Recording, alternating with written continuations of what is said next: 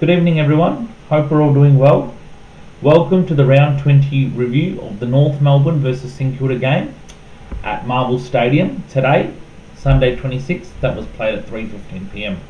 in closed roof conditions. Well, got there in the end, quite comprehensive, but boy, wasn't that without a grind and a little bit of complacency in that during the halftime break. Anyway, before I get stuck into the details of my review, I thought I would talk to you all about my academic tutoring school, founded by my wife and myself. As you can see in the top right, it's called the Roki School of Excellence.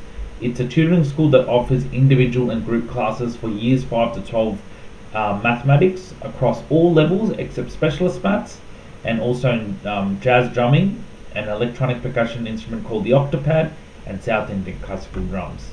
So if you have a child or any loved one whom you know might be interested, kindly ask them to contact us, because my wife looks after the enrollment and admin side of things. I look after the teaching and fee side of things. So enrollments are open throughout the year. Please jump on board. Okay, wow. Wasn't that a little bit of a slog, wasn't it? Slog feast, eventually. But I'm very happy the boys grounded out in the end and dug deep. So let's have a look at the final score. St Kilda, 13-15-93, defeated North Melbourne 8-14-62, as you can see here. Okay, so quite a comprehensive win in the end, having started so well, but then we sort of took the foot off the pedal and got a little bit complacent, allowed North to take the lead, but we sort of took a bit of ascendancy into the last quarter, and we just never looked back. And when you think of it, for the circumstances of the game, where there was so much on the line, so much riding on the wall for both teams, the loser pretty much would be season done. Although you'd think with St Kilda it's still alive because they have an easier run, but nonetheless, so much was at stake, so much on the line, and eventually the St Kilda Football Club came out with the chocolates. And goodness me, if it wasn't for Naz's heroics again, no way we would have gone close. Just don't forget, last year at this time, it was Naz who, steered that 46-point comeback victory against Melbourne with 4 goals. Today he kicks 4 goals and got 46 touches. Controversially, he got 2 votes in the Brownlow system last year. Surely this time he's worth 3 votes. Otherwise there's something rigged with the Brownlow system and they're going to have to revisit it again. Okay, so that's that. Okay, so on to my key points of the review. So what I do is, based on all what I've seen, it was a solid start to the game in the first quarter, no doubt. When you see Hugo Garcia, Hugh Boxall just running through the blocks and giving us providing us forward entry, and Ryan Burns kicked that goal, and then Hugh Boxall, you sort of think, geez, how much for the Saints? We really were on top in that first quarter. Of course, we were helped by a few 50-metre penalties thanks to some indisciplined play or ill-disciplined play by some of the veteran players like Luke Parker, Combin and all, but we capitalised. Okay, we were on top.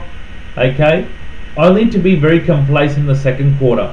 And look, credit to North, I thought they lifted up a gear in that second quarter, but it just got a little bit concerning that the Saints didn't want to be in the wild card contention. The fact we took our the fact we took our thing off the foot off the pedal, and we thought, gee, this is just going to happen like rock stars. So that was pretty concerning. I just noticed something. It's not complacent, and complacent, isn't it? Solid start. Complacent, solid start. Sorry, I'm just fixing up something here. There's a bit of an error in my grammar. Sorry, complacent.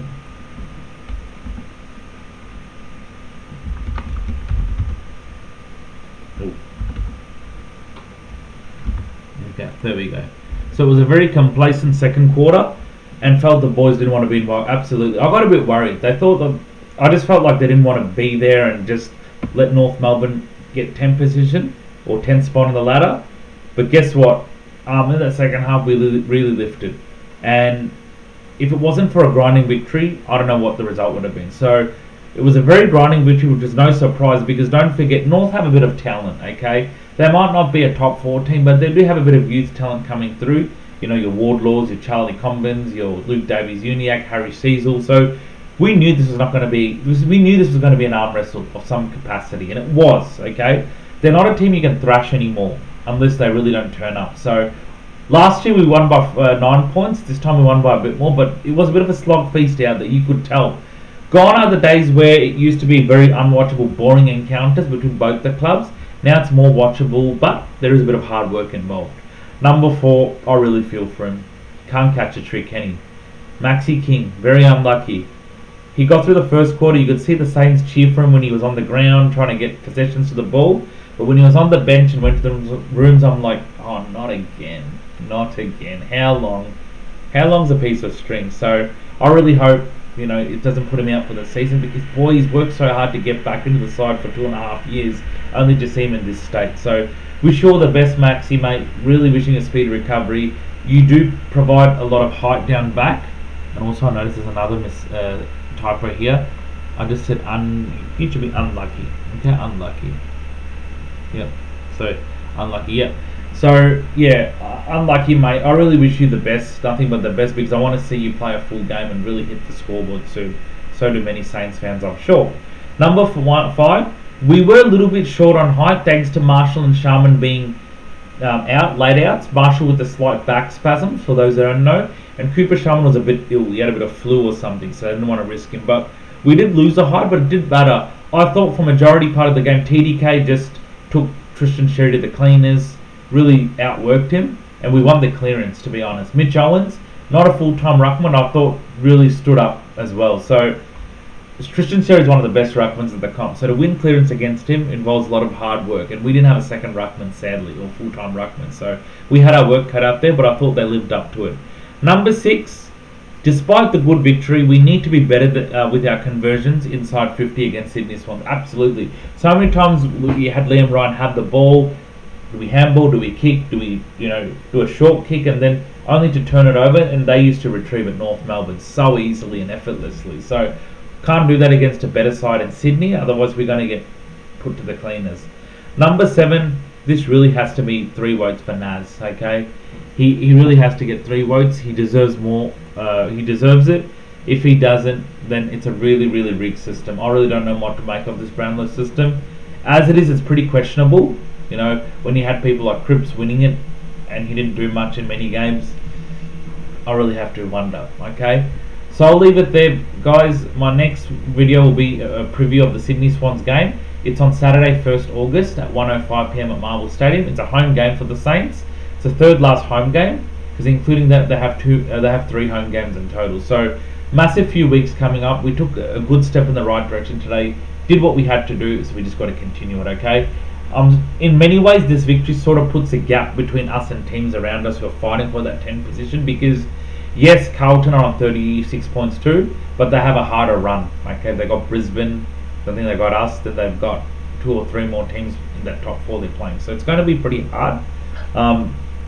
We have Sydney, which is going to be a challenge, but then we got Carlton, Richmond and Gold Coast here who have been struggling in Struggle Town. So leave it there, guys. Comment your thoughts. Hit the subscribe button if you haven't already. The more subscribers, the better. My next video will be a preview about the Sydney Swans game. Till then, take care, stay safe, and go you Saints. Take care, guys. See ya.